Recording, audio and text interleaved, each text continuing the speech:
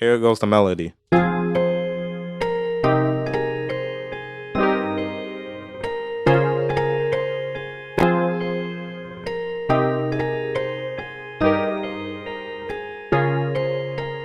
What's good, you guys? It's your boy Jay Freshman back with another tutorial. More of a beat maker video, but I will be walking through my thought process. So starting off, I got Omnisphere. So finna this make something out of that. And I'm in the key G sharp major. I'm gonna start off with some chords. I find it when you start off with like chords or bass, it just sets the mood like right off the back, and from there it just makes it a lot easier to make the beat because now you have a vibe. All right, Omnisphere always be loud as fuck. Make sure you turn that shit down in the actual plugin. So there's popular chord progressions. You got to understand, music is kind of like a puzzle game and patterns. You know, not to make music all systematic and have rules, but just you want to notice like certain patterns because it makes it a lot easier to like create an abundance of music when you like have knowledge. That's why music theory is a thing for that reason, in my opinion. So with all that said, I'm gonna start off with the 6, and so pretty much starting at G sharp. If you count down 2, that's the 6,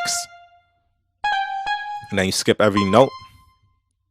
So the way I have this in the background, if I have a kit called All Scale Kit, and it's also in my Endgame drum kit. So you could buy the All Scale Kit like by itself, or you could buy the Endgame drum kit, which is probably $15, and then it includes the All Scale Kit. So for $5 more, pretty much, because the All Scale Kit costs like $10. For $5 more, you could get the drum kit and that. So link will be below for both. But back to that, it's really just a drag and drop. You pick out your scales that you want, and I chose G major, and I just dropped it in, and then that's how it looks when you drop it in. So back to the chords. So 6, this is the 6th chord, and then usually if you want to make it like a sad feeling, you would jump to the 3rd chord. So the reason why I'm using the major scale is just a lot easier to configure this whole chord progression, meaning that the 3, the 2, and the 6 will always be minor, and the 1, the 4, and the 5 will always be major in the major keys. So if you don't understand that, that's just a little music theory, but that's why I said, you know, music theory has that importance and it has its purpose, because now I could create music a lot like easier. So this is a 6. I'm gonna jump to the 3rd. So the 3rd of G sharp will be C. So I'm gonna just play the C down here though, and I'm gonna show you what I do afterwards.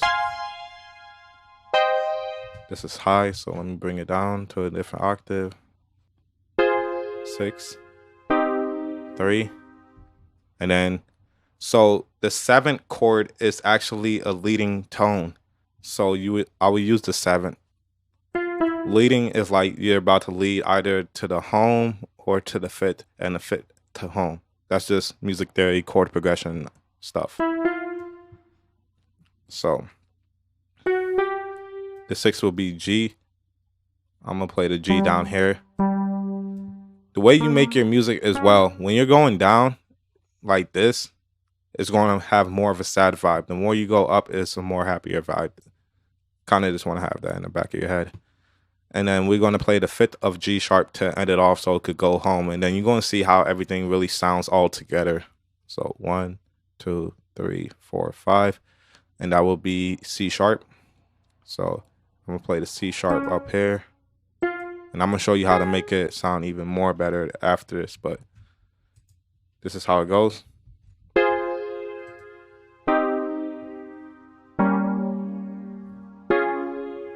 So with the 7th chord, you got to realize that's a diminished chord. So what you want to do is bring this up. Bring the last note of that 7th chord up.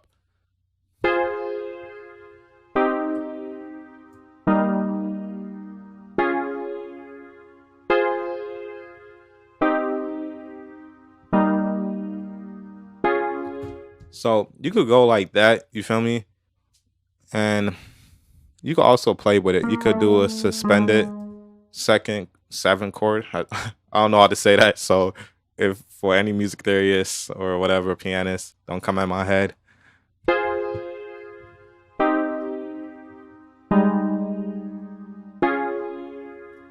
I like that.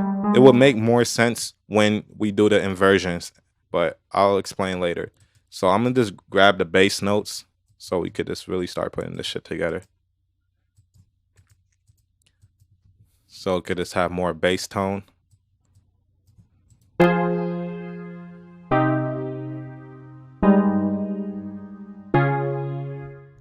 right. So you really want to just kind of even out your notes because a pianist really wouldn't play chords in their natural form. They'll play it in inversions. So I'll probably bring this G up right here and do it like that. So now you can see, like, if you were playing this on piano, you wouldn't have to move a lot. All the chords is like closer and it's going to sound more as an advanced player playing a piano.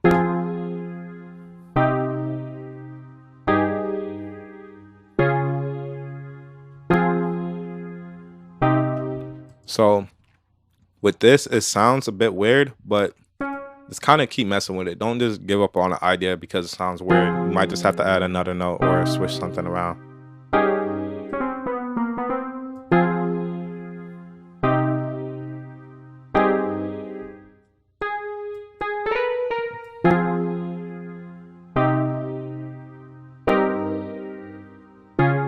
There you go.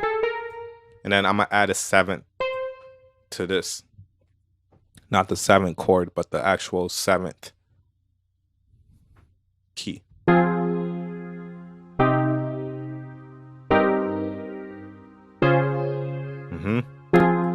That's why you just don't give up on the idea so quick. And then take away the 7th. So if you look, when you're listening to chords, you're really only listening to the top layers. So it's going like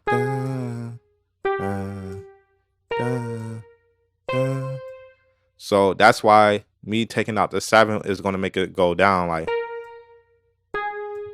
boom. So just imagine this was your melody. Boom. Those top notes. And that's how you could also make your melody sound more with your chords by using the top notes. And you can use the rest. I'll show you once we get into the melodies, but boom.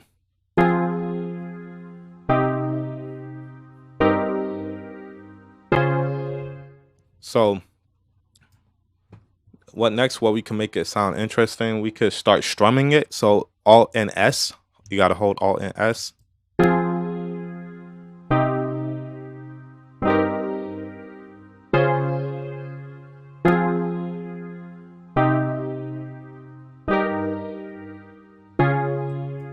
Boom. So let me see what else we could also do to it. Let's see what happened if we add a 7.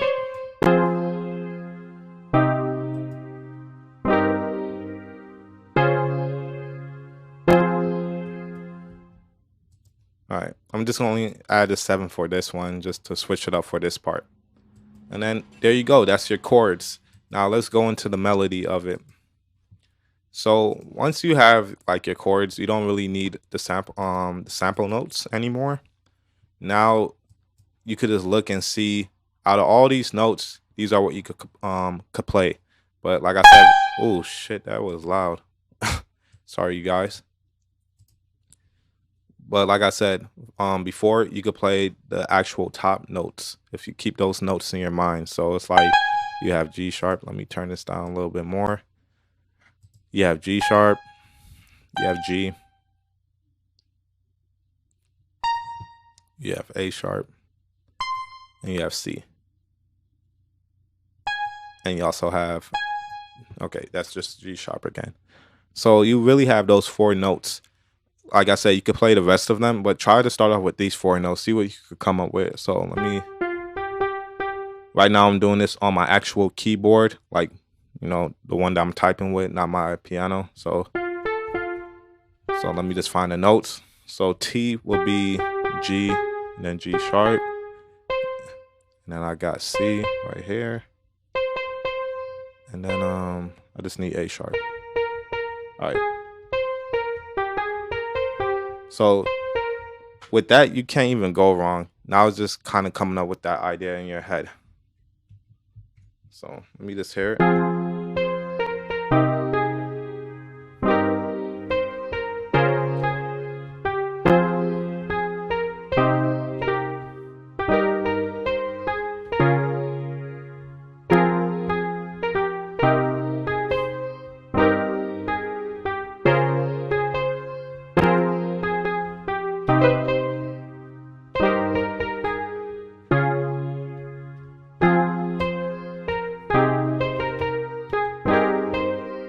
So I'm gonna go like dun dun dun dun dun dun. And it's always kind of good to start with the actual root note of your key song.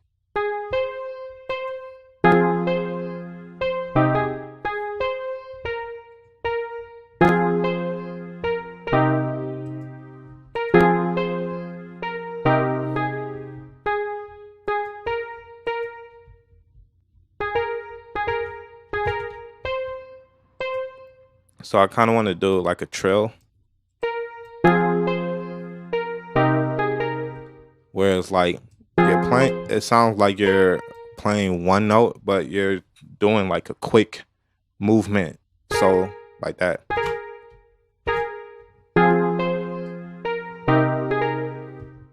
But it has to be a lot quicker. So you got to go into probably like a 6th step.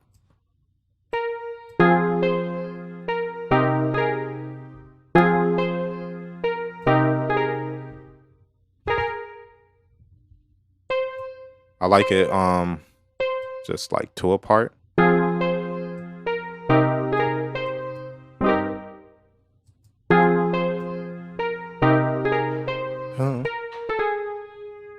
So it's gonna be like that. Go back to my actual thing.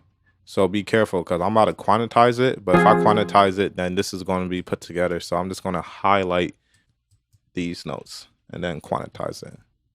Boom. Which is Alt and Q.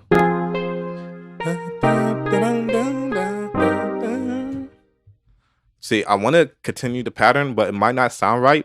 I mean, even though I did say if you have these notes, what I mean is just like you still kind of want to go with the bass notes as well. Those are just 2 approaches. Don't get too crazy with what I just said. There's 2 approaches really, and a lot more. But let's just copy it and see if this goes.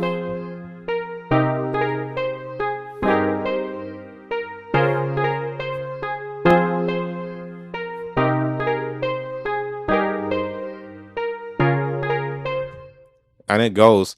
We just gonna have to switch around a couple of notes, but I like this pattern.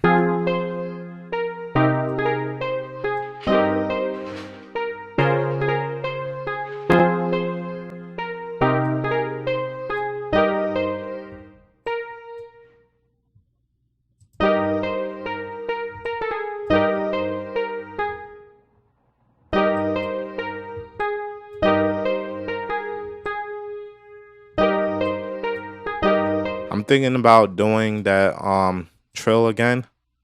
So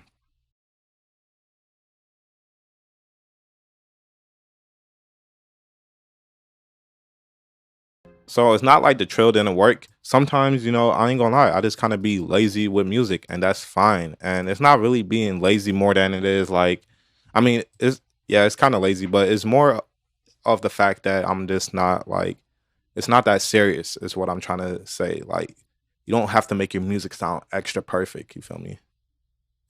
The more you just flow through your making a beat, then it's not gonna sound like you did too much. You feel me? Because some of you guys, it just sounds like you're trying to do too much, and that's why it's just really taken away from your creativity. So now we could do a little bit of sound selection. We wouldn't want to keep the same melody and then the same sound for the melody and the chord, which you could.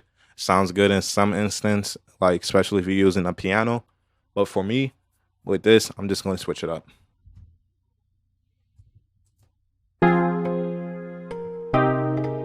Hmm.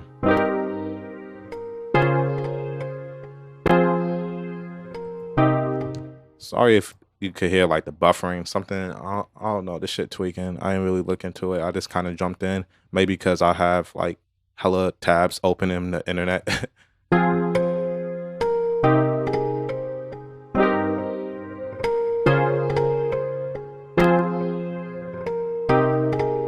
Ooh, like that sounds like it's a weird sound, but it sounds kind of good. So I'm gonna layer it with something else.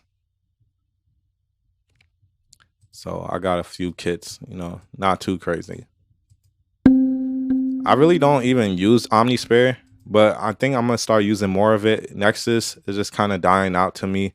Um, right about not right right about now, even though I know a lot of people got off it a long time ago. Maybe it's just the mood that I'm in, but either way.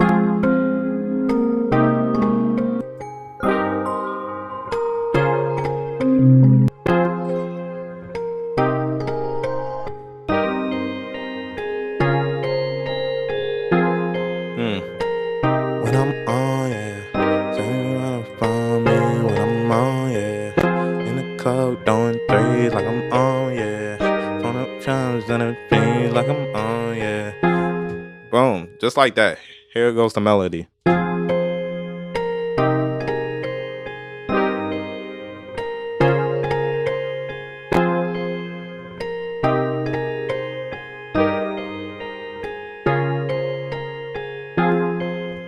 And see, I can still hear that trill, so I might just do it, but I'm flowing right now. So let me just go on to making a bass.